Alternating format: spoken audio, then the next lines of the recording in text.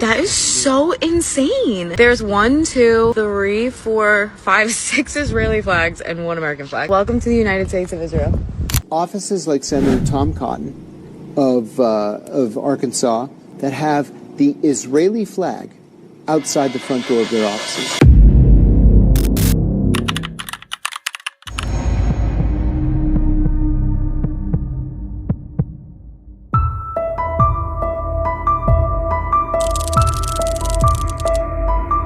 Seorang mantan agen CIA duduk di depan mikrofon dan mengkritik hubungan Amerika dengan Israel. Menurutnya, ada sesuatu yang janggal. Ia mempertanyakan mengapa sebagian politisi Amerika terlihat begitu bersemangat membela kepentingan Israel, bahkan ketika banyak rakyat Amerika sendiri mempertanyakan arah kebijakan negaranya. I'm not going to vote to send any more money to Israel. Yeah. Which tells me that he's scared. That's page 1 news, by the way. Yeah. Which tells me that he's very scared. And it also tells me he's full of because I've literally seen him walk around and vote for other people's, deaths for his bill to send Israel more money. So he's clearly passionate about it. I mean, this guy is like Jew first, America last. Yeah. And I look at that and I'm just like, you know what? He's going to lie to everybody, and if he gets reelected, there's going to be no consequences when he votes to send more money to Israel. Dalam podcast tersebut, John Kiriakou mengkritik beberapa anggota Kongres Amerika yang memasang bendera Israel di depan kantor mereka.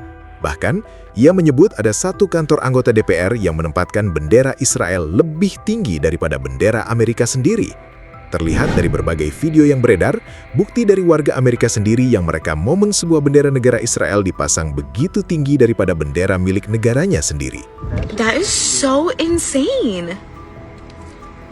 There's 1, 2, 3, 4, 5, 6 Israeli flags and 1 American flag. Welcome to the United States of Israel.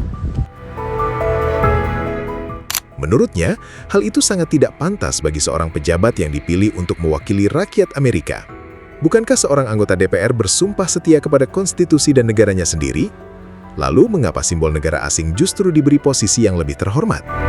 One of the things that has always struck me as absolutely, positively inappropriate is offices like Senator Tom Cotton of Arkansas and Lindsey Graham, the senator from South Carolina, and a handful of members of the House that have the Israeli flag outside the front door of their offices.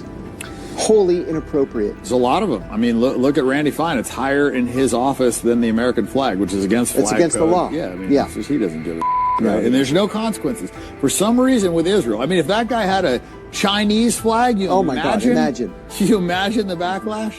But Israel is whatever. You know, they got this pin with Israel and America. It's like, what is going on? If you replace Israel with any other foreign country, everybody would be like, this country is trying to take over America. Islam will take over America. If you said it about the Chinese, if you said it about the Russians, said it about any other country, I don't even care who it is, Britain, whatever, it'll be like, we got to get these people out of the country. But with Jews, the first thing that comes to your mind is like, oh, but not all Jews. We wouldn't say, but not all Chinese. We'd be like, no, we need to get this Chinese influence out of America. I'm a nobody, but I've begun getting death threats. And my most recent death threat, the guy signed his name to it and put his email address, like he wants to engage me in some kind of, death struggle or something. And he's a prominent rabbi from New York City. He runs a nonprofit that treats Jewish children with cancer, not anybody else's children, just Jewish children with cancer. And he's wishing me death, not just death to me, but death to everybody like me. And what, we're supposed to just take it? That if we don't fall into line, like Randy Fine, in support of the Israeli government, not even just Israel, but the current Israeli government, then we are anti-Semites.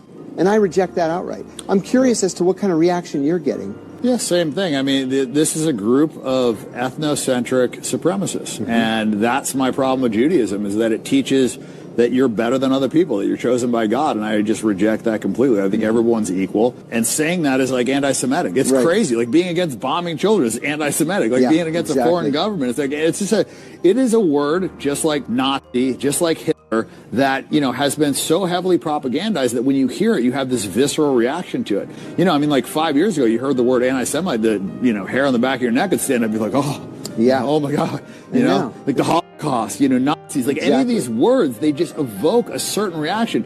You don't get that with Mao. You don't get that with Stalin. No. People killed tens of millions of people. You don't hear that. You don't get that with the Bolsheviks. It's clearly propaganda. And it's like, why is this propaganda? Why are we like so conditioned to respond to these words? And you see it. They're just so arrogant today. He signed his name on there because he knows you can't do to him. And even if you did, he would just flee to Israel. And because he's Jewish, he'd get citizenship the next day and they wouldn't extradite him. And he just could, like the pedophiles. He could rape your kid. Yeah. And he could flee to Israel and they would not send him back. Just like the head of cybersecurity. He did that in Vegas. Yeah, he fled and they're not extraditing him and nothing's going to happen. Just like nothing's going to happen to the Palestinians that were raped in the prison by the IDF that they have on video. They just, excused all the charges. Now those guys are celebrities.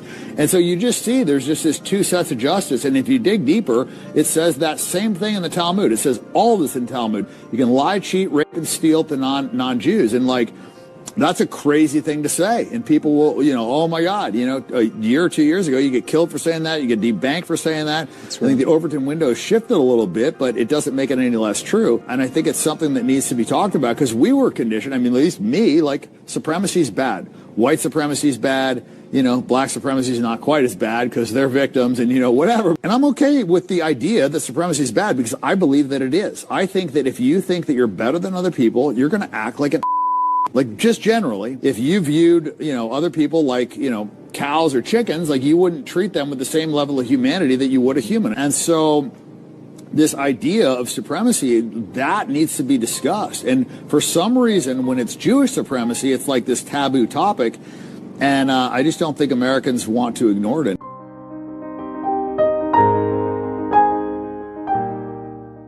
Pada akhirnya, podcast ini bukan tentang mengajak kita membenci sebuah bangsa atau agama. Podcast ini justru mengingatkan bahwa kekuasaan ketika tidak lagi bisa dipertanyakan, perlahan akan berubah menjadi sesuatu yang berbahaya. Karena sejarah selalu mengajarkan satu hal, bukan siapa yang paling kuat yang akhirnya menang, melainkan siapa yang paling berani mempertanyakan kekuasaan ketika semua orang memilih diam. Sebagai seorang Muslim, kita diajarkan untuk berdiri di atas keadilan. Kita tidak boleh membela seseorang hanya karena identitasnya. Dan kita juga tidak boleh menyalahkan seluruh kelompok hanya karena tindakan sebagian orang. Yang kita nilai adalah kebijakan. Yang kita kritik adalah tindakan. Dan yang kita bela adalah keadilan. Kalau menurut kalian, apakah kritik terhadap kebijakan sebuah negara masih memiliki ruang dalam demokrasi saat ini? Ataukah kritik seperti itu semakin sulit dibedakan dari serangan terhadap identitas suatu kelompok? Tulis pendapat kalian di kolom komentar.